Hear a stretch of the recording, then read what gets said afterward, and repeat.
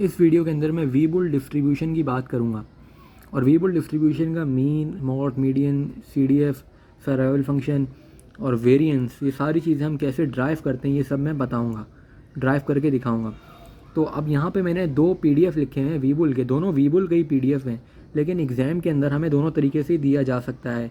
ये ऊपर वाली फॉर्म भी दी जा सकती है, ये जो लिखी हुई है ये वाली फॉर्म, और नीचे वाली भी दी जा सकती है। दोनों फॉर्म्स में हमें दिया जा सकता है और हमें जज करना आना चाहिए कि दोनों वी बुल हैं। और वी बुल के बारे में एक स्पेशल चीज़ ये है कि अगर वी बुल में अल्फ़ा की वैल्यू 1 हो जाए तो वी बुल जो है वो एक्सपोनेंशियल डिस्ट्रीब्यूशन बन जाती है। तो वी बुल में बेसिकली 3 केसेस होते हैं, अल्फ़ा की वैल्यू 1 भी हो सकती है, 2 भी हो सकती है, 3 भी हो सकती है। तो अगर अल्फ़ा की वैल्यू 1 आ जाती है तो हमें जो भी मतलब यूज़ करना होगा CDF, तो हम वो एक्सपोनेंशियल का ही करेंगे, जो कि हमें पता है, जो हमारे लिए आसानी हो जाएगी। लेकिन अगर 2 आ गया, 3 आ गया तो वो डिफरेंट हो जाएगा। तो अभी मैं यहाँ पे वी बुल का CDF, मीन, सारी चीज़ें ड्राइव करने जा रहा हूँ। अभी यहाँ पे मैंने फर्स्ट स्टेप लिख दिया। फर्स्ट स्टेप ये है कि जो PDF है उसको हम इंटीग्रेट करेंगे 0 से x, और फिर मैंने PDF लिख दिया। अब यहाँ पे डायरेक्ट हम इंटीग्रेशन नहीं कर सकते क्योंकि बहुत ही मुश्किल नज़र आ रहे हैं यहाँ पे, तो हम यहाँ पे कुछ लेट करने जा रहे हैं। तो हमें ये बात याद रखनी है कि हमें ये चीज़ लेट करनी है, ये वाली, और पूरी एक अल्फ़ा की पावर से। मैंने अल्फ़ा को a कर दिया तो कोई मसले की बात नहीं है, हम यूँ भी लिख सकते हैं, यूँ भी लिख सकते हैं इसको। तो ये लेट करा, फिर हमने इसका डेरिवेटिव लिया तो du हो गया, और यहाँ पे जो पावर होती है वो बेस में आती, तो ये बेस में आ गई, और ये थीटा की पावर भी a थी तो इसको मैंने अलग कर दिया क्योंकि इसके ऊपर डेरिवेटिव नहीं लगेगा, ये कांस्टेंट है।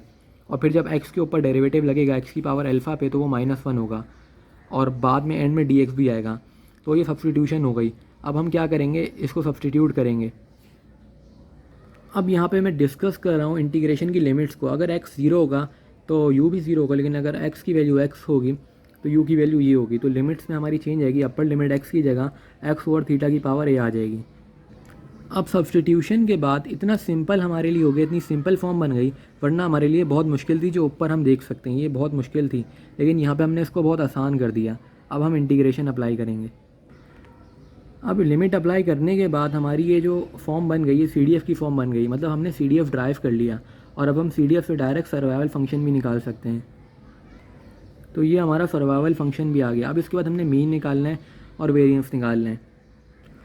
अब मैं यहाँ पे मीन निकालने के बजाय अर्थ मूवमेंट निकालूंगा अबाउट ओरिजिन। इससे ये होगा कि हम एक जनरल फॉर्म निकाल लेंगे, और उसके अंदर हम 1 रखेंगे तो फर्स्ट मूवमेंट आ जाएगा, और 2 रखेंगे तो सेकंड, और फिर 3 पे थर्ड। इसका मतलब ये हुआ कि हमें बार बार मेहनत नहीं करनी पड़ेगी। दूसरी बात ये कि वी बुल के अंदर परीटो की तरह अगर हम सर्वाइवल फंक्शन वाली टेक्निक लगाएंगे तो वो हमारे लिए मुश्किल होगी। तो ये चीज़ हमें याद रखनी है कि परीटो में सर्वाइवल फंक्शन वाला मेथड लगाना है, लेकिन इधर हमें एक्सपेक्टेशन का जो जनरल रूल होता है कि PDF और x वाले तरीके से निकालेंगे।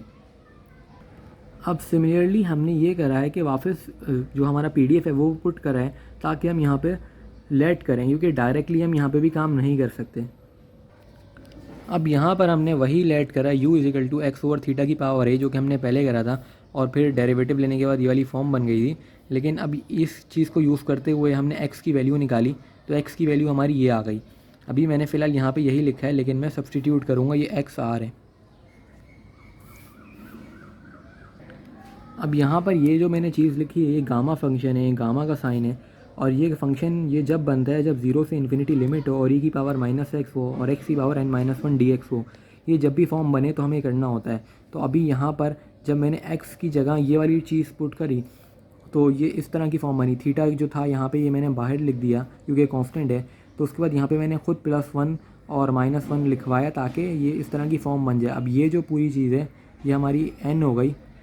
तो हमारे ये आंसर इस तरह से आएगा कि गामा के अंदर ये वैल्यू आ जाएगी। तो वी बुल डिस्ट्रीब्यूशन के मीन की मतलब मोमेंट्स की जनरल फॉर्म हमारी ये बन गई। अब यहाँ पे अगर हम 1 रखेंगे तो हमारा ये फर्स्ट मोमेंट हो जाएगा, 2 रखेंगे तो सेकंड हो जाएगा। इस तरह ये हमारे लिए आसानी होगी, हमें बार बार करना नहीं पड़ेगा काम। तो अब जब मैंने फर्स्ट मोमेंट भी निकाल लिया, सेकंड भी निकाल लिया, अब हम वेरिएंस निकालेंगे।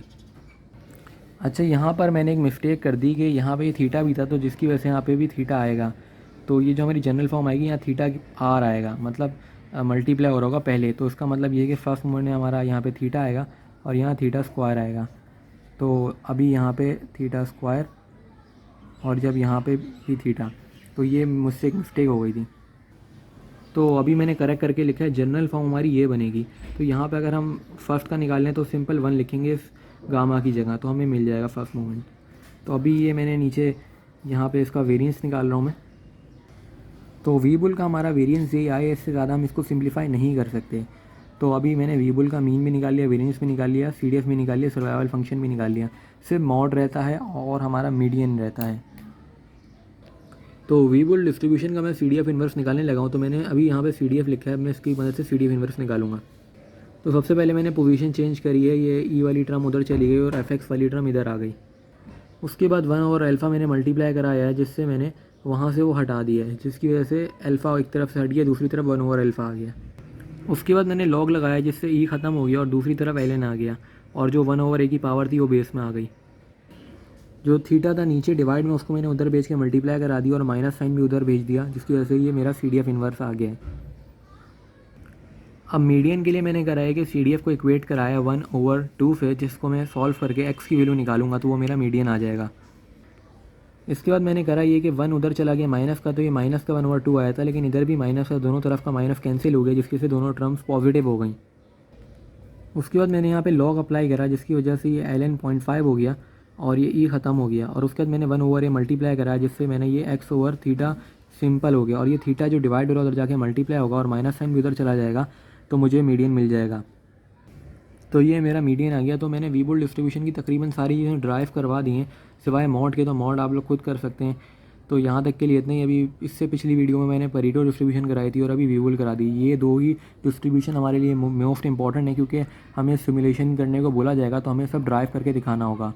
इसके बाद अगली वीडियो में मैं परेटो डिस्ट्रीब्यूशन की ट्रांसफॉर्मेशन करके दिखाऊंगा एक्सपोनेंशियल डिस्ट्रीब्यूशन में, जो कि हमारी मोस्ट इंपॉर्टेंट लैब है, जिसके अंदर हम ट्रांसफॉर्मेशन यूज़ करेंगे जैकोबियन टेक्निक को। तो वो ट्रांसफॉर्मेशन हमें लैब के अंदर भी और एग्ज़ाम के अंदर भी करके दिखानी होगी, जो कि हमारे लिए काफ़ी इंपॉर्टेंट है। तो वो मैं नेक्स्ट वीडियो में डिस्कस करूँगा। यहाँ तक के लिए इतना ही।